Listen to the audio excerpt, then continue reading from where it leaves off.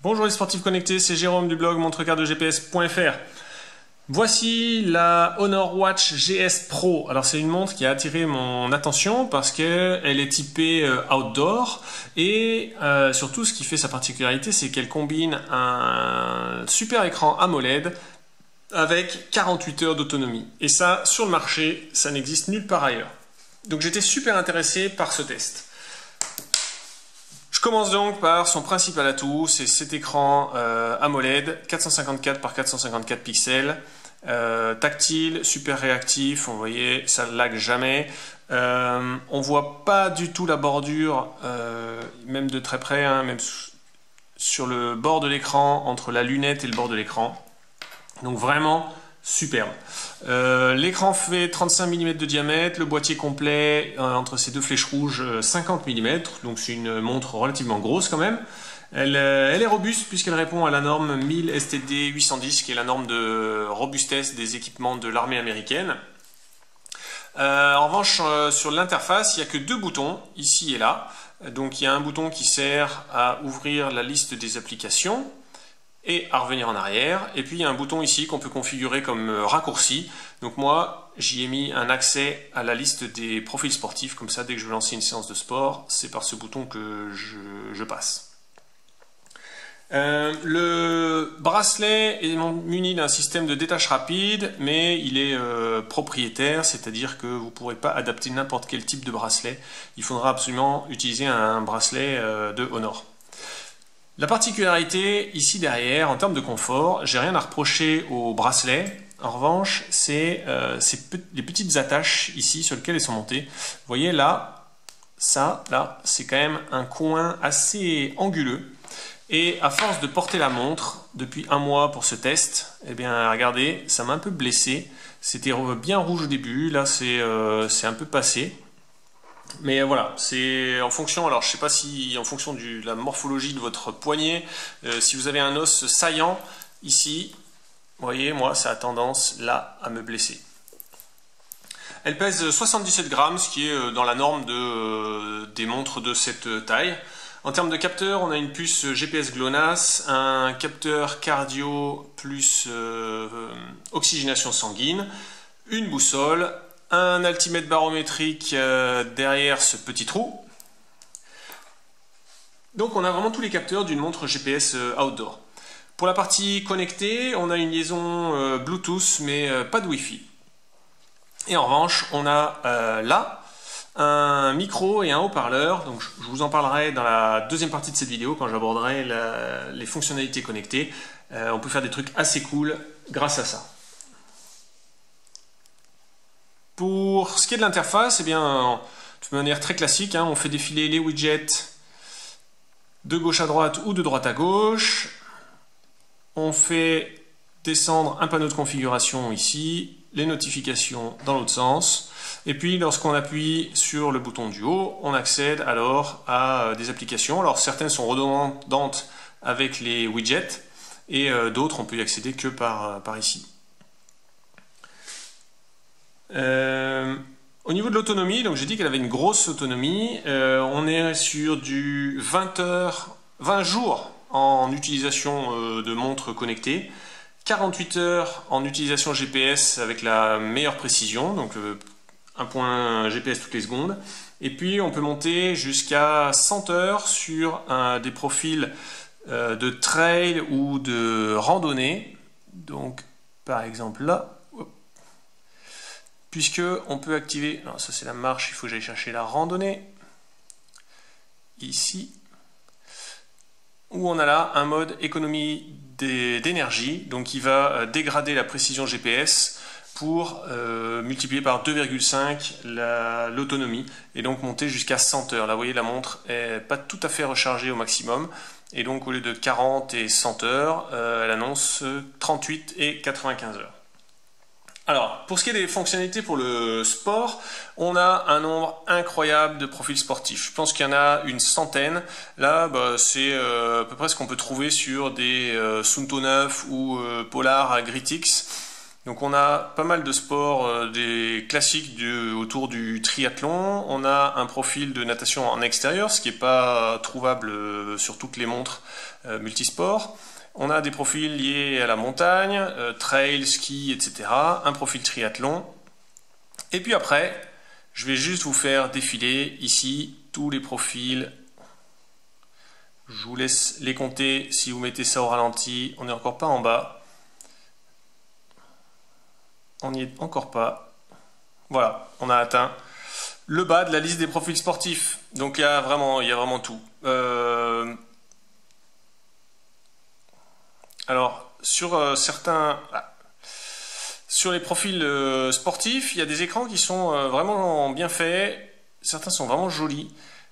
Donc je vais vous montrer ça. Je pense qu'en termes de graphisme, vous entendez les alertes audio. Je vous avais dit que le micro-haut-parleur servait à quelque chose. Eh bien, le haut-parleur sert sur les profils sportifs pour faire des alertes audio, des tours automatiques, etc. Donc on a la jauge qui fait le tour de l'écran. Cet écran est super chouette. Bon, c'est un partenaire virtuel, donc on peut fixer dans les paramètres l'allure du petit bonhomme bleu. Nous, on est le petit bonhomme rouge et on voit si on est en avance ou en retard.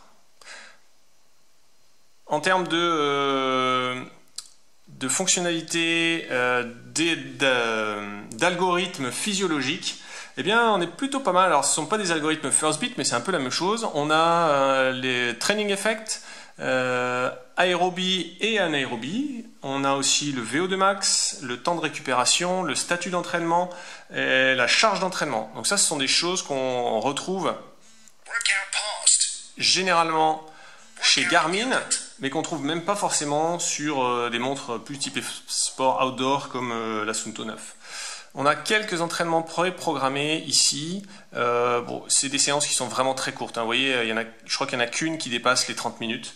Donc c'est pas forcément très intéressant pour les grands sportifs. En termes d'outils sportifs, on peut définir des objectifs, des alertes. Ça sont les tours manuels, les tours automatiques. Mais ça se limite à ça, il n'y a pas de programmation d'entraînement.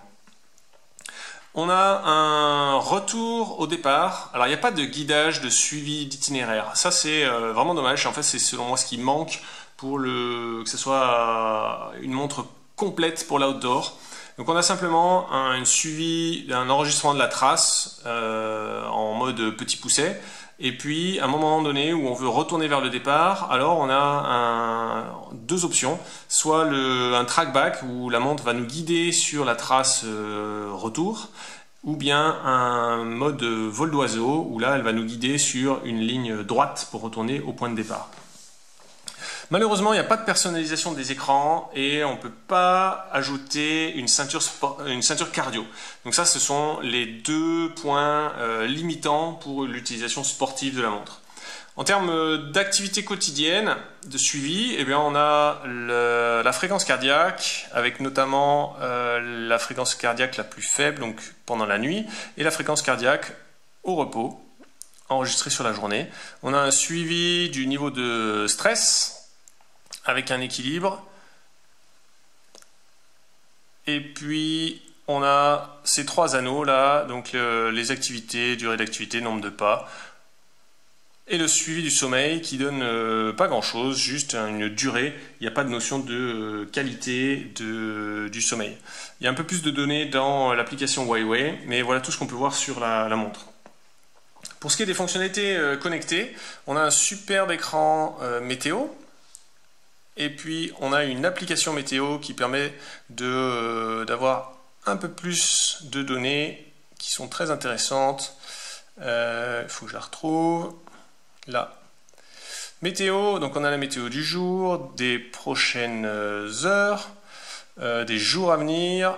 Et puis ensuite on a l'ensoleillement, la luminosité de la Lune, les phases lunaires et les marées. Donc ça, ce sont des outils qu'on retrouve classiquement sur les montres outdoor.